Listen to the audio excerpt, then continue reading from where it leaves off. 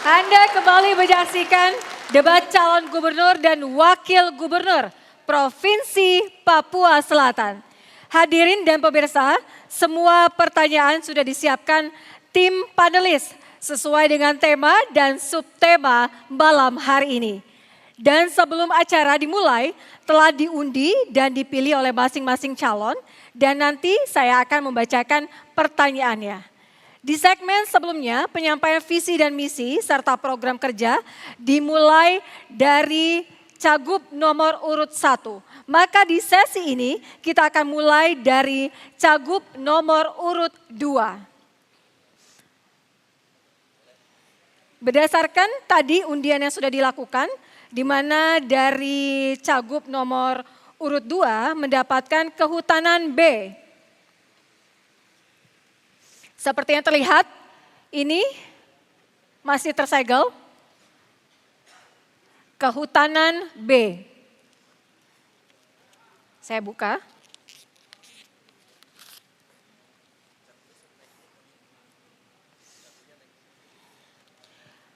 Dan ini hanya saya bacakan satu kali saja tanpa adanya pengulangan. Sehingga untuk Cagup nomor urut 2 kami persilakan untuk nanti menjawabnya. Pemerintah pusat menetapkan Papua Selatan menjadi salah satu lokasi proyek strategis nasional pangan dan energi. Salah satu sumber area untuk proyek strategi nasional tersebut dilakukan dengan mengalihkan status kawasan hutan untuk pencetakan sawah dan perkebunan tebu. Pertanyaannya, jika saudara terpilih sebagai gubernur, bagaimana Anda menyikapi proses pengalihan fungsi kawasan hutan tersebut? Waktu menjawab 1,5 menit, silakan. Undang-undang diperbolehkan untuk kepentingan umum, untuk kepentingan masyarakat. Namun demikian, hak-hak ulayat pun harus diperhatikan. Sehingga masyarakat juga dapat menikmati hasil dari investasi tersebut. Baik, masih ada waktu, silakan. Selain itu, hak-hak sakral untuk masyarakat juga harus diperhatikan. Karena itu menyangkut kehidupan budaya masyarakat orang asli Papua.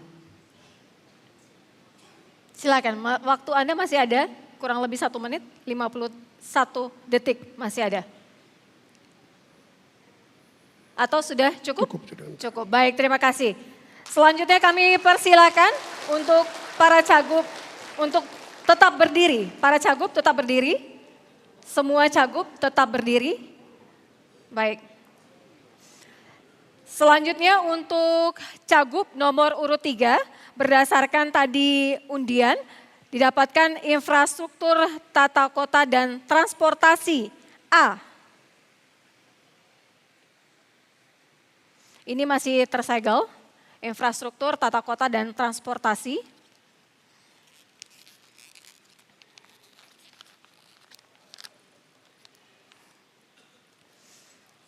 Saya bacakan hanya 1 kali, tidak ada pengulangan. Pembangunan infrastruktur pemerintahan, perkotaan, perhubungan, permukiman, dan industri selalu akan berhadapan dengan kepemilikan hak ulayat masyarakat adat. Pertanyaannya, jika terpilih sebagai gubernur, apa strategi saudara untuk pembangunan infrastruktur di Papua Selatan yang tetap menghargai kepemilikan hak ulayat masyarakat adat? Silakan untuk menjawab, waktu Anda 1,5 menit. Baik, terima kasih. Saya pasangan nomor 3 Romanus dan Muyak. Pada dasarnya untuk pembangunan infrastruktur berdasarkan pengalaman saya menjadi Bupati Merauke 2 kali.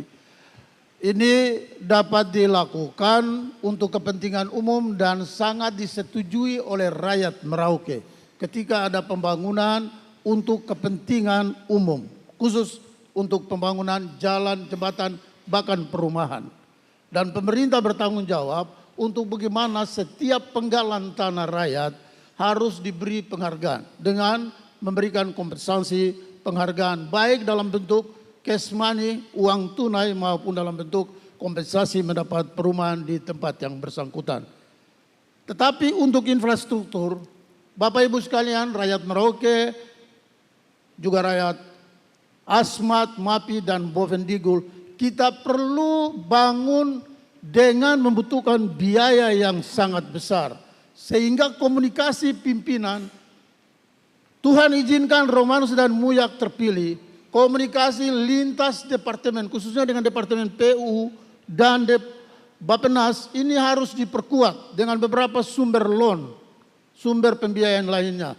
Sehingga pembangunan infrastruktur lintas kabupaten, kota di Provinsi Papua Selatan dapat diselesaikan. Terima kasih.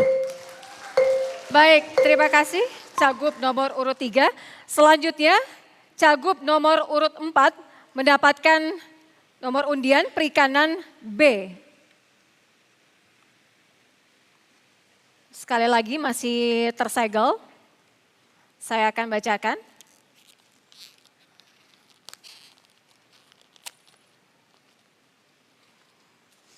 Kembali saya informasikan tidak ada pengulangan. Perikanan telah menyumbang produk domestik regional bruto atau PDRB Papua Selatan mencapai 44,8% dari total PDRB sektor pertanian.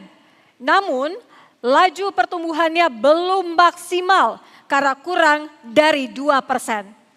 Pertanyaannya, jika Anda terpilih sebagai gubernur, apa program-program yang Anda tawarkan untuk mengoptimalkan laju pertumbuhan di sektor perikanan? Waktu Anda menjawab 1,5 menit, silakan. Baik, terima kasih atas pertanyaannya. Untuk membangun sektor perikanan harus dilakukan secara holistik.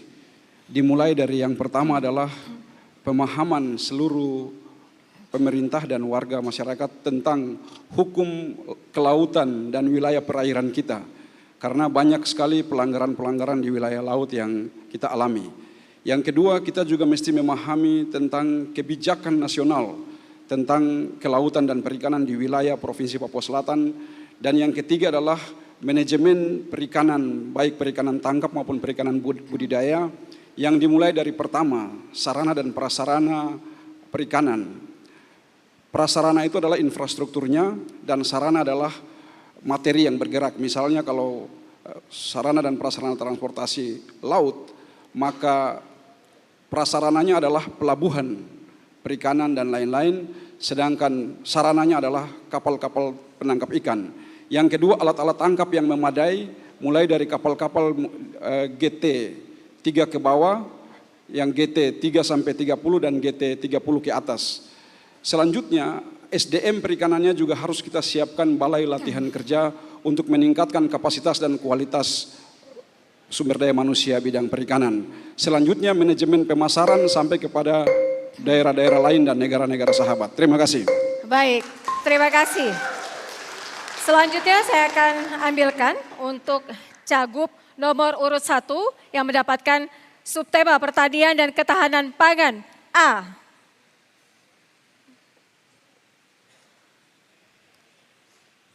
Sekali lagi masih tersegel.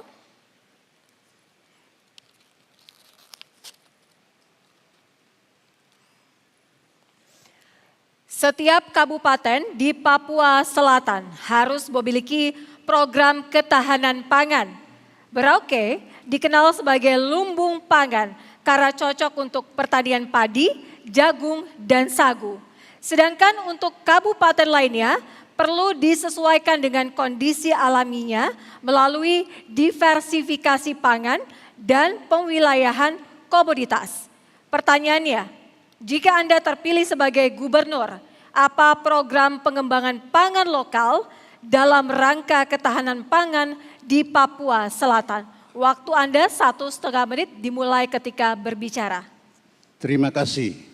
Untuk pertahanan status Merauke sebagai lumbung pangan nasional, maka kami akan tingkatkan hasil produksi pertanian dengan cara menyediakan varian benih unggul, memastikan tersedianya air dan pupuk, menyiapkan tenaga penyuluh pertanian, memberikan pelatihan kepada petani agar mampu mengoperasikan alat mesin pertanian alsintan dan modern, memberikan bantuan alsintan kepada masyarakat, penambahan unit pengelolaan penggilingan padi, dan kami tidak lupakan juga kepada pangan lokal yaitu sagu, umbi-umbian, dan jagung akan kami tingkatkan.